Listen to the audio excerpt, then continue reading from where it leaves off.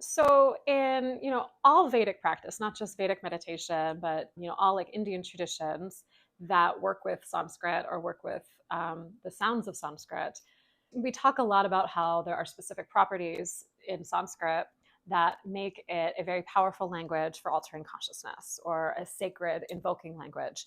And there are actually studies and papers. If you're interested, you can contact me and I can forward them to you on the Sanskritic effect and different studies that have been shown that, or that have outlined qualities in Sanskrit that are not there in other invoking languages that we also know to be powerful and ancient in, kind of a spiritual sacred sense, whether that be Hebrew, Arabic, Aramaic, etc. And so while there are these invoking languages, I'm not going to get into like all the specifics of what those studies outline because it can be a little pedantic, but it is absolutely fascinating. Maybe another day if you want them fully enumerated. But what I do think is very important for anyone who is a Vedic meditator or anyone working with Sanskrit as a form of, sacred sound is just to know that while we can't always get into on like a molecular level, if you will, like what it is about Sanskrit that is specifically altering this part of the brain or this state of consciousness, we can demonstrate with lab science that it is having a very specific effect on the physiology, thereby the consciousness. My teacher often reminds us that, again, even though we can't outline in the way that we could, like with a chemical equation, what chemicals are crossing the blood-brain barrier to cause this chemical reaction that then creates this physiological change of state.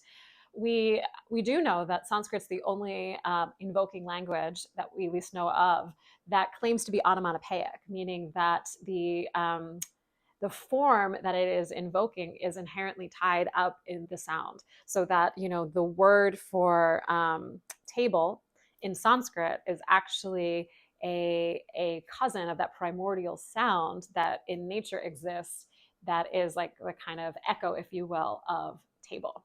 This allows, or it underpins, a lot of the philosophy with why sound, just when it washes over you, whether you're in any kind of Vedic practice, is having an effect on you because of that inherent property, the onomatopoeic property of Sanskrit.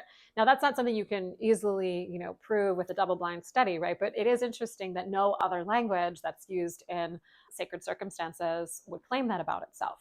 But the other thing to know is that there have been studies done, FMRI scans, where they play something like Sama Veda or Rig Veda for a patient, which are the sacred chanted Sanskritic texts that are pivotal, our tradition of Vedic meditation and its cousin traditions. And then they will compare that, what lights up in the brain and what physiological state is activated, to someone just listening to a cello sonata or some other chanting in another language.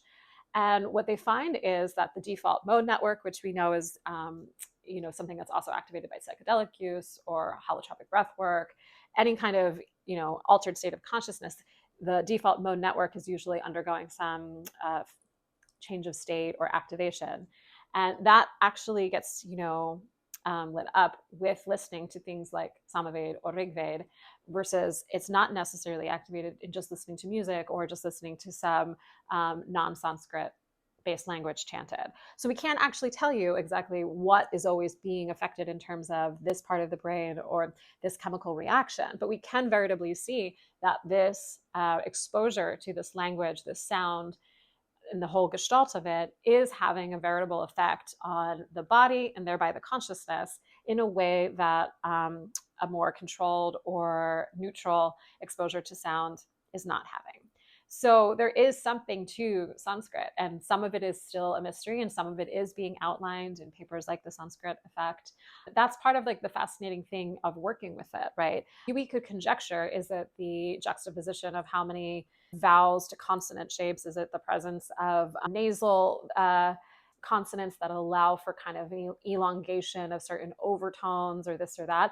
I have my own kind of personal theories about, or Gnostic theories, I should say, not necessarily quacky, but as to Sanskrit has such a compelling visceral effect and on consciousness.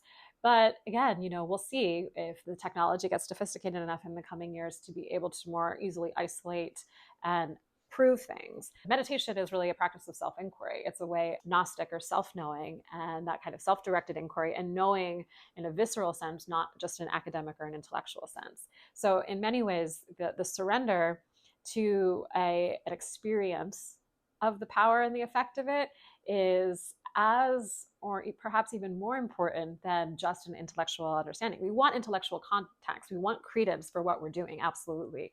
But there is something really beautiful about allowing for some mystery to still unfold, because we don't know what we don't know until we kind of allow ourselves to live in that to live the question, so to speak, as Rilke would say. And then so many beautiful answers that we sometimes weren't even seeking arise out of that.